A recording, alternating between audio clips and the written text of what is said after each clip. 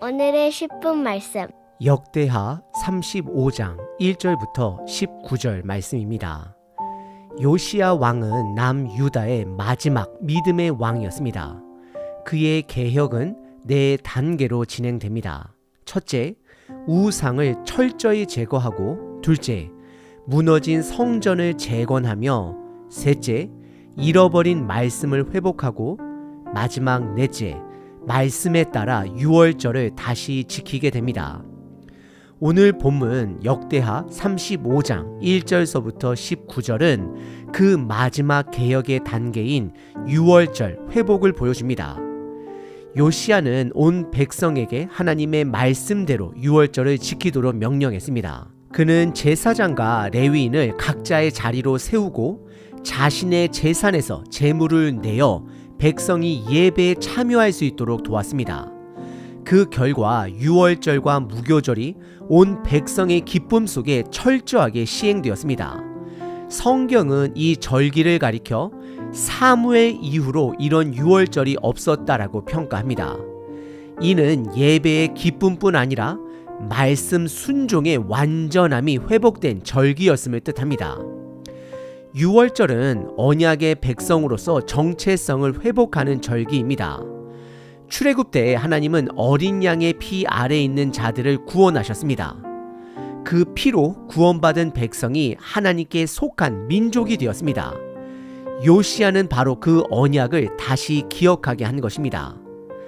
참고로 성경에 명확히 기록된 유월절은 총 7번입니다. 첫 번째는 출애굽기 12장 애굽에서 드린 첫 유월절, 두 번째는 민수기 9장 광야에서 드린 두 번째 유월절, 셋째 여호수아 5장 가나안 입성 후에 즉 약속의 땅에 들어가서 드린 유월절, 넷째 역대하 30장 히스기야 왕 때 회복된 유월절, 다섯 번째 역대하 오늘 본문 35장 요시야 왕 때에 드린 유월절, 여섯 번째 에스라 6장의 포로 귀환 이후에 수룹바벨과 대제사장 여호수아가 성전 재건 후에 드린 유월절, 그리고 마지막 일곱 번째는 신약으로 넘어와 복음서에 등장하는 예수님께서 죽기 직전 제자들과 함께 하신 마지막 유월절이 등장합니다. 이 7번은 단순한 역사 기록이 아니라 하나님이 출애굽의 은혜를 완성해 가시는 구속사의 흐름을 보여줍니다. 여기서 잠시 요시야의 유월절과 선대왕 히스기야의 유월절 차이 세 가지를 짚고 넘어가겠습니다. 첫 번째는 시기적으로 달랐습니다. 히스기야 왕은 예외적 은혜의 절기를 열었습니다. 성전이 막 정결케 된 직후라 모든 준비가 미비했기 때문에 유월절을 드려야 하는 첫째 달이 아니라 그 다음 달, 둘째 달에 유월절을 지키게 되었습니다.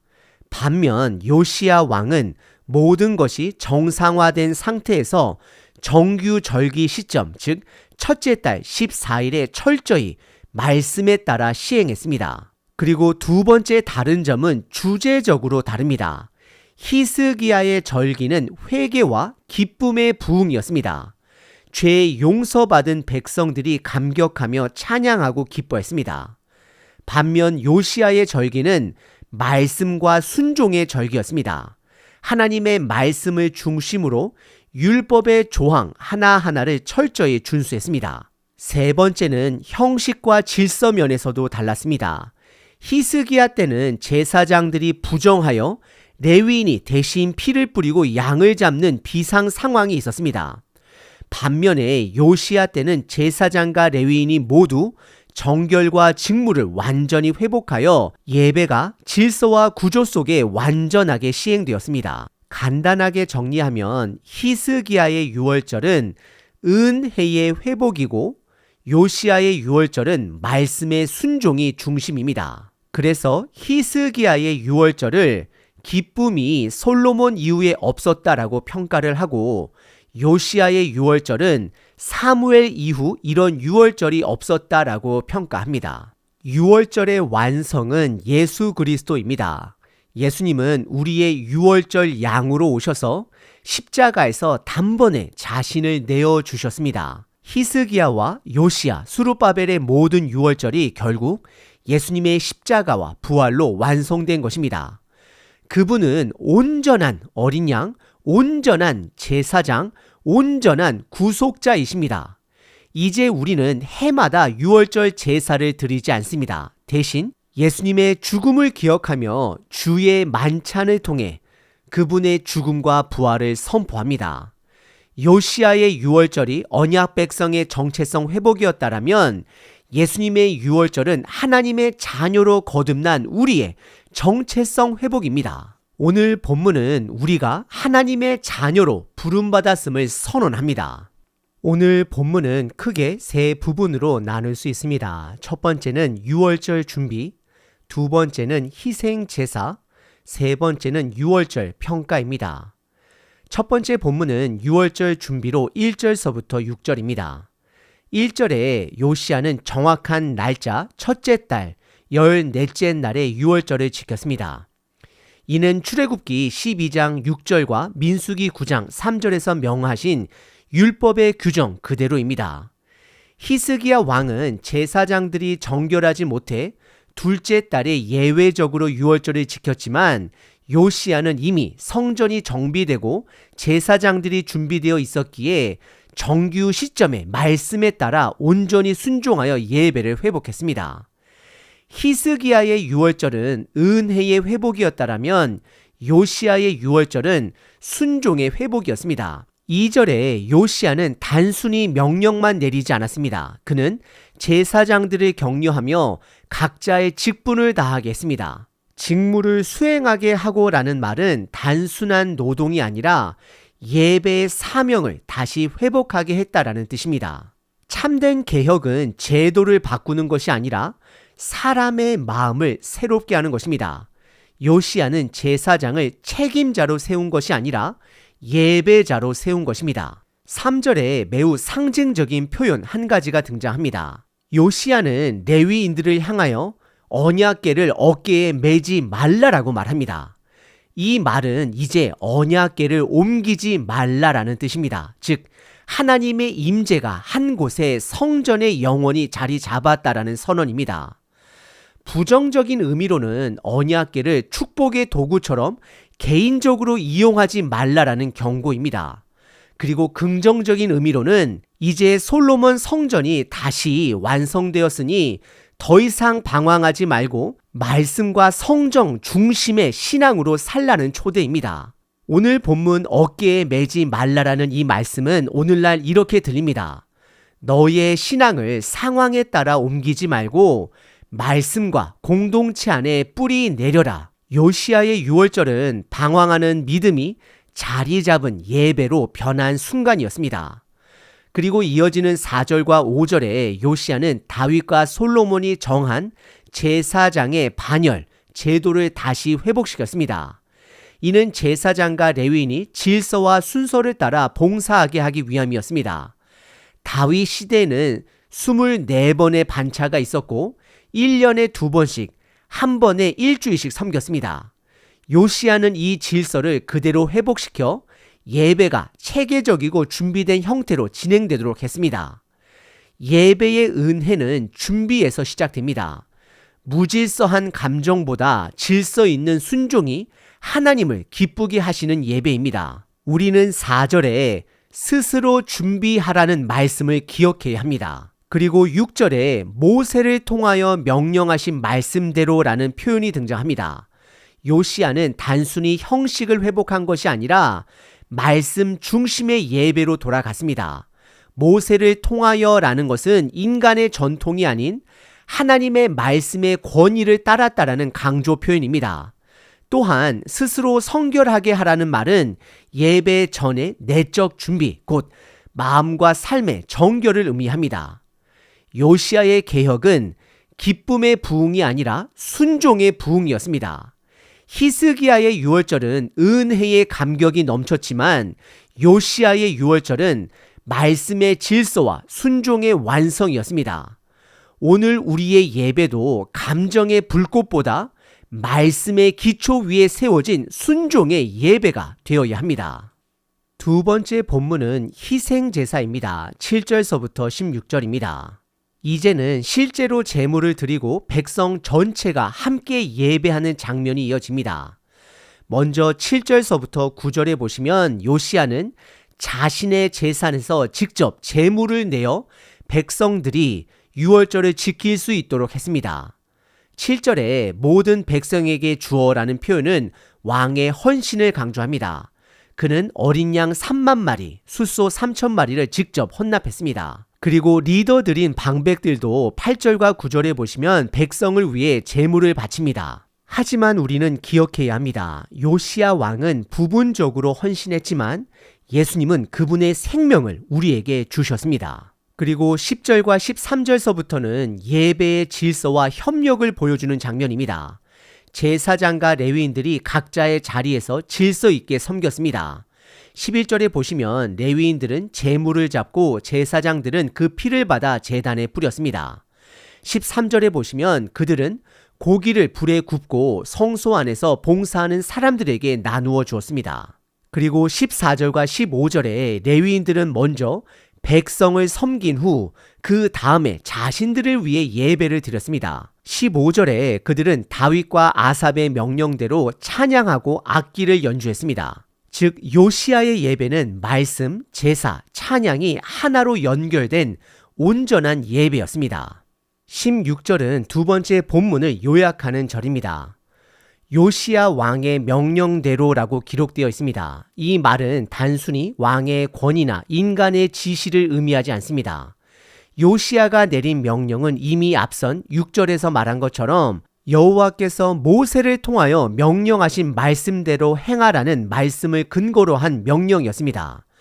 즉 요시야의 명령은 곧 하나님의 말씀에 근거한 명령이었습니다. 그래서 16절의 의미는 요시야 왕이 임의로 명령한 것이 아니라 하나님의 말씀을 따라 명령하고 백성들이 그대로 순종했다라는 뜻입니다. 히스기야 왕 때와 비교해 보면 히스기야 왕 때 유월절의 결론은 예루살렘에 큰 기쁨이 있었더라로 끝이 납니다. 반면 요시야의 결론은 여호와께서 명령하신 대로라고 끝이 납니다. 다시 말해 히스기야는 기쁨의 부흥, 요시야는 순종의 완성입니다. 참된 부흥은 감정의 절정이 아니라 말씀의 순종이 완성될 때 일어납니다. 예수님의 온전한 십자가 순종으로 인해 우리가 생명을 얻었습니다. 세 번째 본문은 유월절의 평가입니다. 17절서부터 19절입니다. 이 부분은 요시야가 드린 유월절이 역사적으로 어떤 의미를 가졌는가 요약하는 결론이자 평가 구절입니다. 17절과 18절은 요시야의 유월절이 얼마나 탁월했는가를 평가합니다. 사무엘 이후로 이런 유월절이 없다라는 표현은 히스기야의 유월절에 대한 평가, 솔로몬 이후에 이런 기쁨이 없었다와 의도적으로 대조됩니다. 요시야의 유월절은 단순히 감동적인 사건이 아니라 말씀에 근거한 질서 있는 예배, 회복이었습니다. 그래서 18절에 표현하길 선지자 사무엘 이후로 이스라엘 가운데서 유월절을 이같이 지키지 못하였고 라고 기록합니다. 19절 이 짧은 구절은 시간적 요약처럼 보이지만 사실상 요시야의 신앙 개혁이 완성된 해임을 알리는 구절입니다. 요시야는 8살에 왕이 되고 16살에 하나님을 찾기 시작했고 20살에 우상을 제거하며 26살에 유월절로 개혁을 마무리했습니다.